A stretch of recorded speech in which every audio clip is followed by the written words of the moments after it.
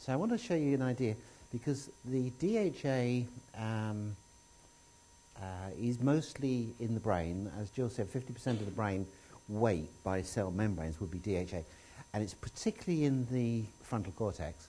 But there's one area, which is the retina of the eye, is actually both tails on the phospholipid structure on the screen of the retina is DHA. So that's the most highly specialized area in the whole body. And of course it's very vulnerable to oxidation because it's got so many long chain fatty acids in it. But also most of the organs are as well. The testes, so we'll be testing up on you in a minute. Ovaries, adrenal glands. But there's another one which we found which is really, really high in DHA is the pineal gland. Okay, so often people who are deficient in DHA have sleep problems as well. So it'll begin to fit in. They've often got gonadal problems, maybe reproductive problems, all sorts of things. But I wanted to just say, I wanted somebody who's got a little bit of some skin problems, and because the embryological formation of the skin is the same as the brain. Okay, it's all ectodermal tissue. Long before we were, when we were early formative times, in the first literally days of forming the embryo, the brain and the skin come from the same source. Okay? So I wanted to show you something. I want you to go up on all fours. Okay? And come down on your elbows like that. That's it. Down, down, down. And get that right in, tucked. That's it. Down like that. Down. That's it. I want her in the fetal position. Okay? Now, do you see that as a fetal position? Right? Do you see it possibly also as a brain? Right?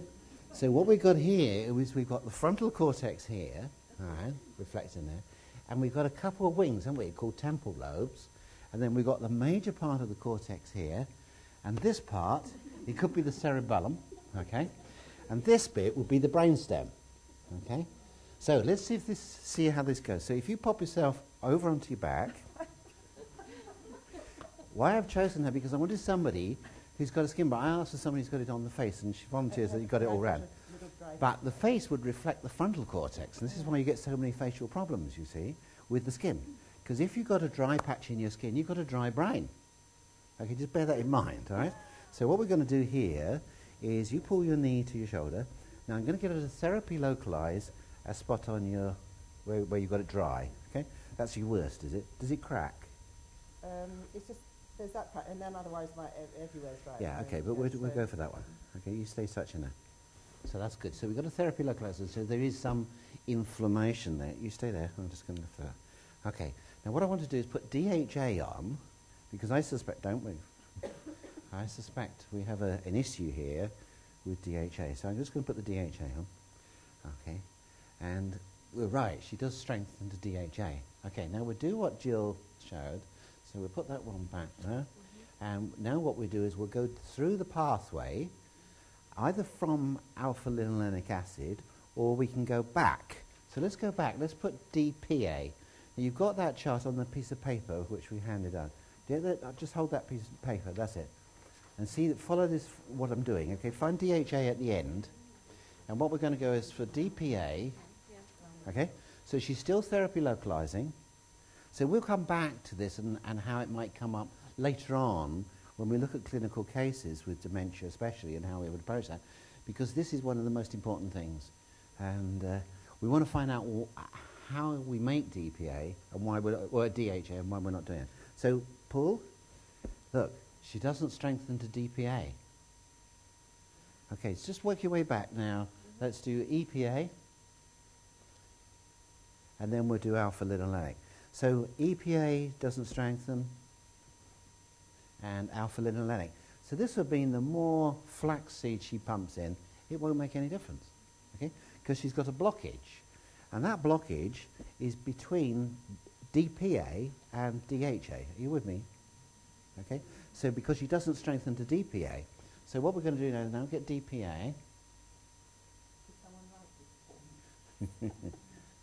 Now I'm going to, from strength, I'm now going to put DPA on. So what we've got is a relative high amount of DPA, relative, all right, and a low level of DHA. So it's like a dam, isn't it? We'd be building up on our DPA and not enough DHA, all right? So what happens is she goes weak to DPA, all right? So this is really interesting because I want an omega-3 and 6, right? Omega-3, omega-3, the fish oil in the product kit. Go back on here. This is what people say. I've got dry lips, dry skin. So you think, what body type are you? You're red, aren't you? No, blue. Blue. Okay, she's a blue, so she shouldn't take omega-3 oils anyway, should you? Why should you not have omega-3 or fish oils you shouldn't have? Because of mercury. Because blue people have a strong affinity to mercury. So it's impossible to get a totally mercury-free fish oil. Wow. But even leaving that aside, we'll just put omega-3, and this is the fish oil one on there.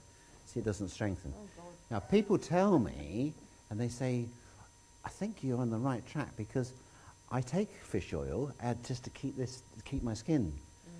But within a day or two of not taking it, it all cracks again. It comes back entirely. Because, give me EPA. What you find in fish is you get EPA, usually at sort of like 18-12 ratio or that percentage. But what you get is a higher amount of EPA. The higher the EPA is, the more it inhibits the conversion to DHA. So if we put EPA on her, she weakens. So the combination between the good and the bad, if you like, with what you're getting in fish is, I'm afraid the bad is winning. Okay? So it'll do, the most it will do is a holding job on your dry skin. Okay? I just started eating flax oil as well. It's a waste of time for you. What you've got to do is take DHA. Right. Okay? But the question is, you don't actually have to take DHA. So we need the smart thinking oil now. Yes? So you've got a sample here, but we'll get a bottle of it. The bottle's here. We need a spoon and a glass. Now, I hated rapeseed oil all the way through because I always heard bad things about it, had it growing around us and that sort of thing. But in fact, rapeseed oil is a very, very good oil. It's been promoted a lot on Saturday Kitchen and other programs now. And if you look at it, it is very high in omega-3 oils. But on its own, it doesn't do anything, okay, because it doesn't convert. It's alpha-linolenic acid. You've got to get that alpha-linolenic acid into those stages to make EPA and then DHA. And the clever thing is, what the body can do is, in the mitochondria, it actually extends the chain into making 22, 24s, and then desaturates it again, or reverses that process, if you see that, and goes back down to the 22,6 to making DHA in the peroxisome inside the mitochondria. This is the way the body gets around not getting enough from the diet. Now, the major reason, or the major natural pathway, would be that delta 4 desaturase. See the arrow on the side of your chart, okay? I want you to follow this because this is really important. Okay, so what you've got is a bypass from DPA down around with an enzyme called delta 4 desaturase. Okay, you're all with me on the chart. Okay, excellent, good. And that enzyme is what's present in pumpkin seed. Okay? Seeds are the richest source of enzymes there are. All the labs extract their enzymes mostly from seeds. I did a lecture years ago on seed enzymes. So what we're going to do is we're going to give her 1 teaspoon of the proprietary combination of pumpkin seed and rapeseed with a lot of vitamin E in there. Okay, now go back on your lip. Now, to convert rapeseed into DHA, you need, it was 3 times, I think, the amount of, in comparison to taking DHA itself. Okay, give me another bottle. And this is the most delicious combination. It really tastes nice. And people say, well, how do I take it? You can take it any way you want. Take it on a spoon and down it. It's quite very pleasant. Put it on food, make it into mayonnaise. Another one. So the majority of people, it's 2 dessert spoons. So your 3 teaspoons, that's 15 mil. Okay, 15 mil a day will do that trick. All right. Doesn't matter how much fish oil you take and how much anything else you take, it won't make the DHA. Okay. Now it's much better for her to make her own DHA than to take DHA. Do you see what I mean? Because if she takes DHA, she'll get good results in your skin and in the other organs. How are your eyes? My short sight is going. Short sight is going, yes. So you're not able to, you're going, like most people, getting longer vision. Yeah. Okay. So that's, why does that happen? Okay. Why does it? It's a rhetorical question. You don't have to answer it, don't worry. Okay. So why does it happen? It happens because the pupil isn't constricting. Okay? So to look up close, you have to constrict your pupil, don't you? Which is parasympathetic. Okay? So what happens is you don't get the pupillary light reflex to work because it's the light that makes your pupil constrict down. I bet you can read if we go outside, can't you? Yeah. If you go out in the sun, that's pupillary light reflex. That's nothing to do with crystallization of the lens, which is the old optician's story. You've got to wear glasses. You don't have to wear glasses. You just got to be out in the light and get the right light. So what makes the pupillary light reflex work is the rods on the back of the eye, on the retina, okay? And that sends the information into the Westphal, integer Westphal nucleus of cranial node 3, and then that constricts the pupil, okay? And that allows you to watch, to vision, so to read all right at close range. So what is the screen made of, where the rods are? DHA. So the drier your skin is, the drier your brain is, the drier your how's your sleep? Not very good. Not very good, all right? See how it's all beginning to fit in now? She'll sleep like a top when she does. Her skin will improve. Give you a month on that, okay? But that's not a baby's amount. You know, that's an expensive amount if you took that as DH. Even as a third of that, you'd need about 5 or 6 capsules of DHA. And that'll cost you a fortune. But that won't. And you can put it on any food. And it must be with the evening meal. Now, a bit later on, today when we look into the mitochondria, a lot of people with chronic fatigue, which of course occurs with the brain, is chronic fatigue, need coenzyme Q10. And coenzyme Q10 should be always taken with an oil, okay, because it's a fat-soluble nutrient. This works as a dream with the two of them, okay? So this is the ideal way to take CoQ10, is in this, if you need CoQ10, right? But it's interesting, isn't it? That we could choose any way we want on you, but we've got to, and the whole problem is not that you're deficient in oil, you're deficient in converting it to DHA. I okay? have fatigue issues. You have fatigue issues, and then you'll have memory problems, and you're on the slippery path. So once this happens and you've got to move the book away, that's the first sign. Dementia's not far around the corner. Okay, but the solution is there, and obviously the earlier you catch it, the better, isn't it? Okay. Yeah. Okay, so off you go. Thank you for allowing you to go into that position. Okay, so we'll probably let's have a look. So this, yes, that's the article there. So I think we'll break now. After the lunch, I want to get into energy production very briefly, because the whole thing about, just don't rush off yet, the whole thing about dementia now is generally considered to be, it's a lack of energy production if in the neuron. So the neuron can't pump out calcium or magnesium anymore, or calcium or sodium anymore. Okay? So it turns to stone. So literally the calcium goes into the neurons and the neurons die and the brain atrophies. So that's because you've got a lack of energy to be able to pump those out of the neurons. Okay. Now, we want to learn how we produce energy, and the vast majority of energy is produced in the mitochondria.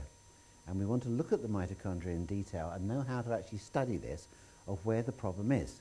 And we all dread the Krebs cycle and mitochondria. You hear people talk about it and you study it, but now you're going to really love it, because you're going to say, for the first time I begin to understand where the problems are of why we're not producing energy.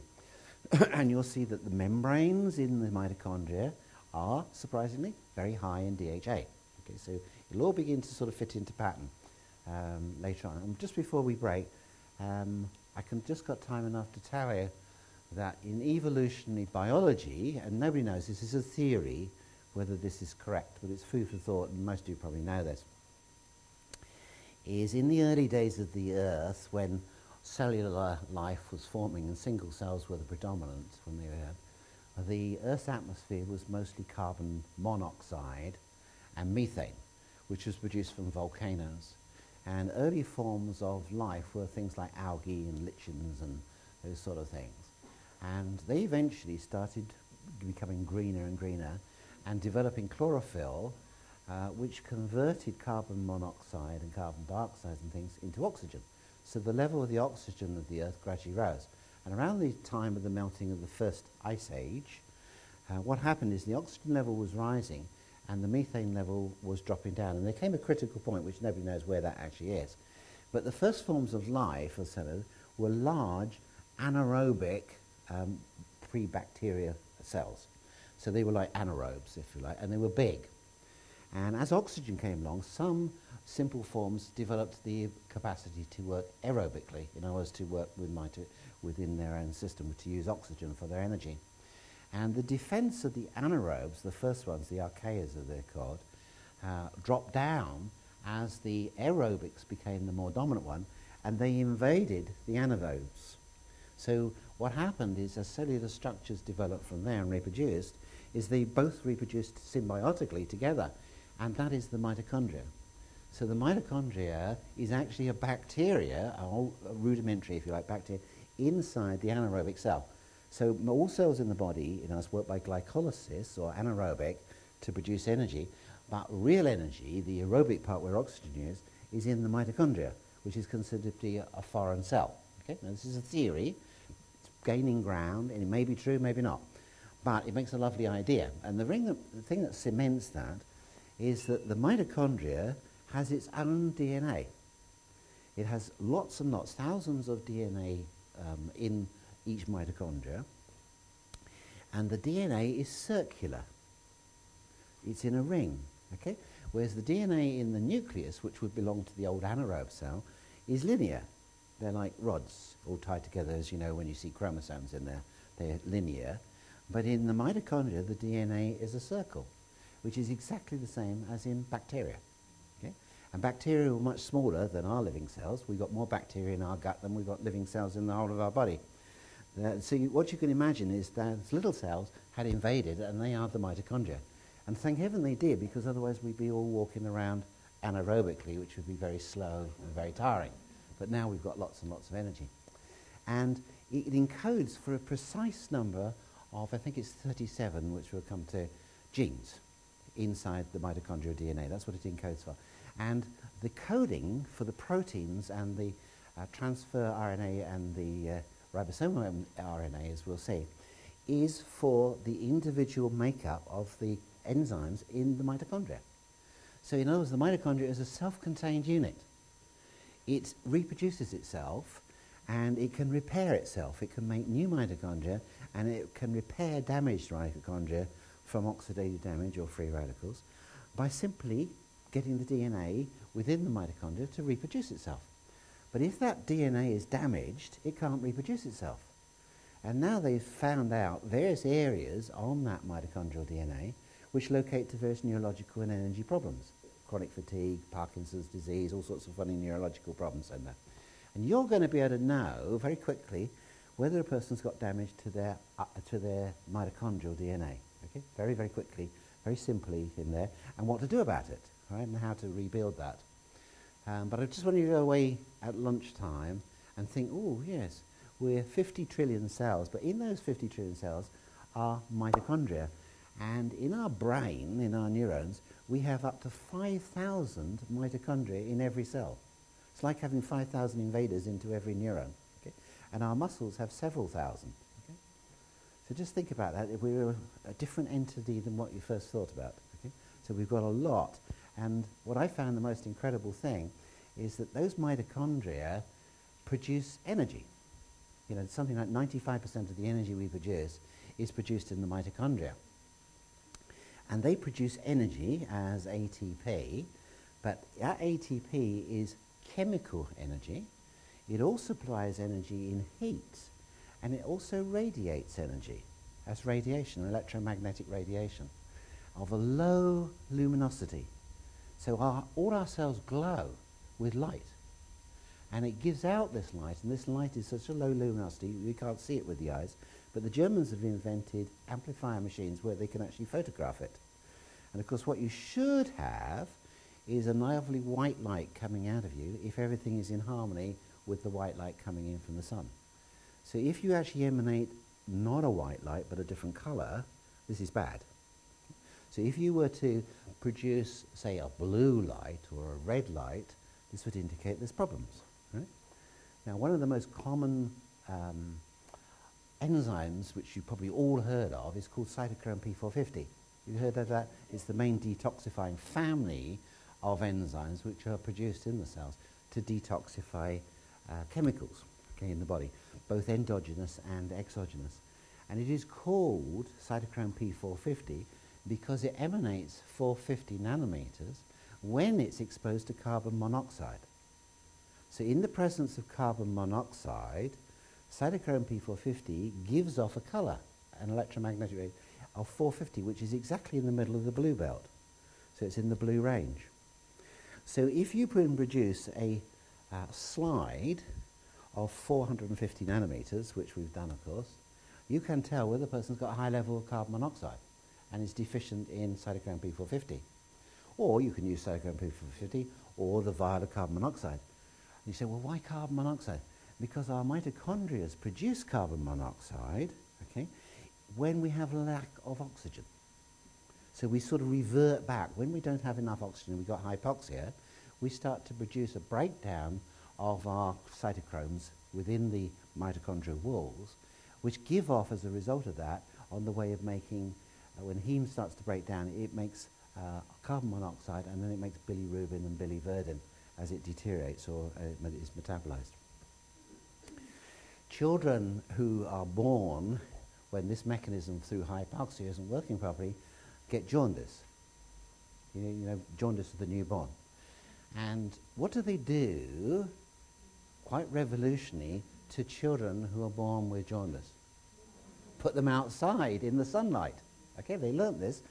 We pioneered that in a hospital in Essex after the Second World War. That a nurse discovered that babies' blood taken from jaundiced babies was left on a windowsill by mistake. And the next day when they did the lab test, they said, this shows no bilirubin at all in it. And they said, it's the wrong blood. They said, well, that was full of bilirubin earlier. And they said, well, what's the difference? The blood had been left on the mantelpiece in the sun. So the nurse popped the babies on the mantelpiece in the sun, and eventually, because it was an old isolation hospital, it had a lovely courtyard, and they put the babies outside there and exposed them to the sun, and all her babies, the jaundice cleared up within 20 minutes or so.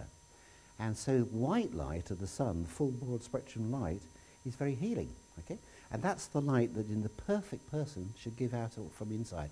So the energy that we produce should be of all the colours, nicely balanced, which is a white light. So if we were to emit 450 nanometers, it would be immediately tell you this person's got high in carbon monoxide, and therefore they've got hypoxia and so on. See how interesting it is. So that's the story with the light, and we'll be talking about the light later on because it's really an important part of energy production and also in neurological rehabilitation and neuroplasticity for getting the brain to work better.